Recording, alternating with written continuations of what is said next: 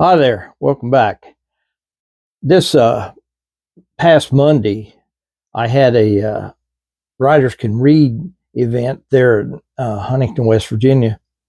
It was a pretty interesting event. There were several people there, and it was fun to present my newest book. And I actually read from the book is another Western. But one thing is greatly different about this book. Anybody that's familiar with my Western novels knows that they pretty well all start with a cowboy. This is going to be vastly different. My protagonist is a woman in this book. And so it's vastly different writing for me. Not that I haven't written about women before, but to make one the protagonist of the story is unusual for me.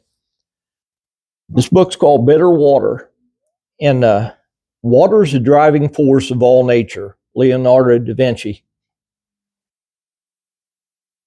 Chapter 1. The porcelain teacup of water went flying across the room, just missing Sarah Crenshaw's head, the teacup shattering against one of the photos on the wall. The wooden picture frame and the glass that enclosed the photograph were shattered into many smaller pieces. The water soaked the wall and dripped from the frames of the unbroken photos that hadn't been struck. You had no reason to do that, Ben, she said. The hell I didn't, he replied. I asked for whiskey, not water.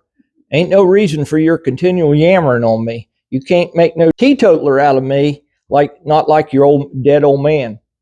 Ben rummaged through all the drawers and cupboards, trying to find one of his stashed bottles of whiskey. He ripped a couple of drawers from their slots, leaving them on the floor, their contents scattered around where they fell. The once tidy house now looked as if it had been ransacked by looters. Where's my liquor, woman? I threw it out, Ben, all of it. You didn't. Yes, I did. It's all gone. She gently touched his arm. Please let me make you some coffee. Ben shook away the soft hand from his arm. I don't want coffee. I don't want water. I want whiskey. Now tell me where my bottle is. I told you already it's gone, Ben. I poured it down the sink. Ben still refused to believe her, ripping open a couple of the cabinets, loosing one of the doors from off its hinges. Then he remembered his one special hiding place, a spot still unknown to Sarah. He snatched the knife from the cabinet and pried loose a board near the mantel. Once it was free, he threw the knife back on the kitchen table. Ben clutched a half-full bottle like it was his precious child.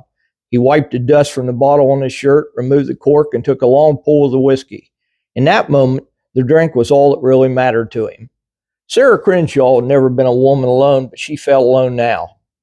Against her father's wishes, she married a small local rancher when she was only 14. Ben Crenshaw was 15 years older than Sarah.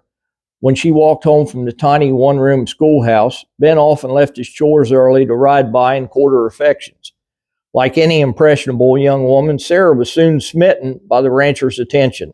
Love certainly isn't blind, but its poor vision is often the enemy of common sense. As she followed the road back to her house, Ben would ride alongside, exchanging pleasantries. Her papa often warned her that Ben was not someone to be trusted. Not a man of good devices. That was how her papa described him. The father even made more derogatory statements about the man to Sarah's mother, figuring that Ben's interest in their daughter was nothing more than carnal. Sarah failed to see the flaws her papa instantly detected in the man. But her father's entreaties did not go completely unheeded. Over time, they began to have an impact on Sarah's way of thinking. Ben saw it too. He sensed that the young woman was becoming somewhat distant and less interested in spending time with him. That all changed with the fire. Tragically, a brutal fire swept through their ranch house one overcast April morning while Sarah was in school. Her father and mother were later found amongst the charred remains. Nobody seemed to know the cause of the fire or why her father had been inside the house instead of out tilling his fields. The only thing people knew for certain is that it had been a great and unfortunate tragedy for both them and their young daughter.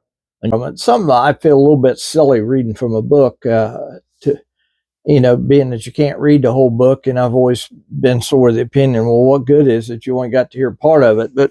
But I suppose there's a possibility it would draw in interest and maybe have people buy the book to see how it ends. So, I'm sure there's some merit to it, but I've just always felt a little bit silly about it. And but I was happy to be invited. I appeared there with a guy named Anthony Viola, who's written several works. I think he's also a teacher. He's darn sure a whole lot more educated than I am, And I enjoyed getting to meet this guy who's friendly. This tomorrow, we're taking off for Charleston, West Virginia. On Saturday is the West Virginia Book Festival. We got set up on Friday night for it, and then it starts early Saturday morning, goes to 6 p.m. on Saturday. So if you're anywhere in the Charleston area, I'd like you to maybe go a little out of your way and stop in and say hi. I'd love to meet you and love to talk to you. And I'll be selling my books there. It would be good to meet people that have read my books and enjoy them. Readers, it's always interesting to talk to readers because they always give you insights about your book, things you haven't thought of, and takes and points of view that are different maybe from even what you thought as reading it. And it's always interesting to hear these things and hear these observations and ideas from other readers. So that's what I'm doing right now. That's what I've been doing this week. I'm getting ready to go down there on Friday. I'll be down there all day Saturday. I wanted to let you know what I was doing. Thanks for stopping in. I'll talk to you again soon. Bye now.